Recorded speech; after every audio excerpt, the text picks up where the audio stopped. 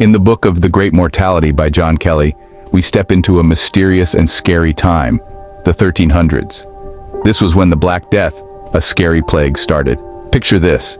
It's a busy time with lots of trading and people moving around in Europe, Asia, and Africa. But there's a hidden danger. A deadly sickness is moving along the Silk Road, a famous trade route, and it's wiping out whole cities.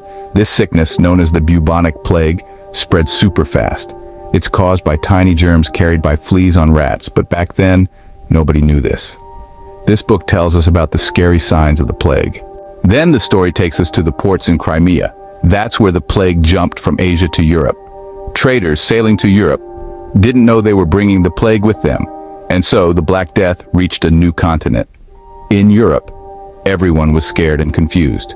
The plague was spreading incredibly fast, moving across Europe at an average of about 2.5 to 3 miles per day, and people didn't know what to do. They prayed, tried magic, and some even blamed witches.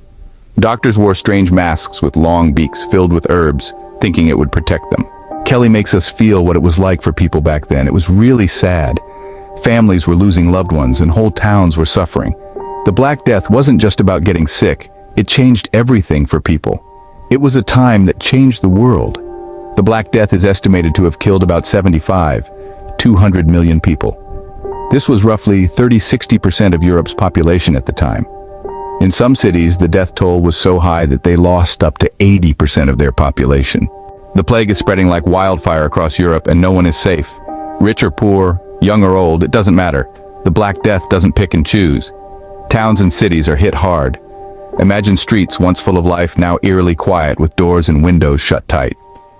Kelly talks about how people tried to deal with the plague.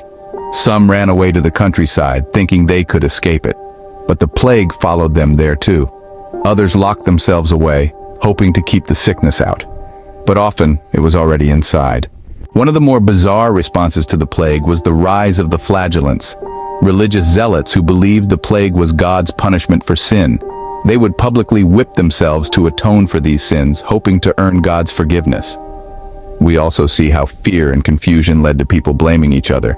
Sadly, some groups like Jewish communities were wrongly accused of causing the plague. This led to violence and more tragedy. Hospitals and doctors were overwhelmed. They couldn't help much because they didn't really understand the disease. Some doctors even refused to see patients because they were scared of catching the plague themselves. But it wasn't all hopelessness. The book shows how some people showed great courage and kindness. Neighbors helped each other, and some brave souls took care of the sick, even though it was risky. The government and the church were also trying to figure out what to do.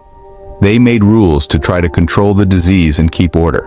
The church had a hard time too because people were questioning their faith. Why would God let something so terrible happen? As trade and business slowed down, the economy took a big hit. Workers were dying, and there weren't enough people to do all the jobs. Amidst this darkness, however, we begin to see the resilience of the human spirit. People are adapting to their new reality. With so many gone, the social and economic structures of medieval society begin to shift. There's a shortage of labor, which leads to a significant change. The surviving workers and peasants find themselves in a position to demand better wages and working conditions. This shift is a silver lining, as it slowly leads to the decline of feudalism and the rise of a more modern labor system. The Black Death eventually ended, due to a mix of factors including a natural decline in the plague-causing bacteria, reduced rat and flea populations, better public health practices like quarantines and sanitation, possible immunity in survivors, climate changes, and shifts in population density and living conditions. Kelly begins to explore the slow but steady recovery of Europe. The population begins to rebound, towns are rebuilt, and trade resumes.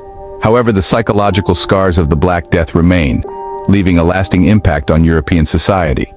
The Black Death, one of the most devastating pandemics in history, lasted for several years, with the most severe period occurring between 1347 and 1351.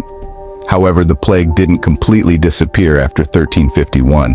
It continued to reappear in various parts of Europe for several decades, with some regions experiencing outbreaks into the early 18th century. The Black Death was a catastrophe of unimaginable proportions, but it also acted as a catalyst for change, pushing humanity towards new ways of thinking and living. It's a story of resilience in the face of despair, of societal rebirth following a period of intense suffering and loss. If you enjoy this type of content and would like to see more of it and support the channel, feel free to subscribe and turn on notifications.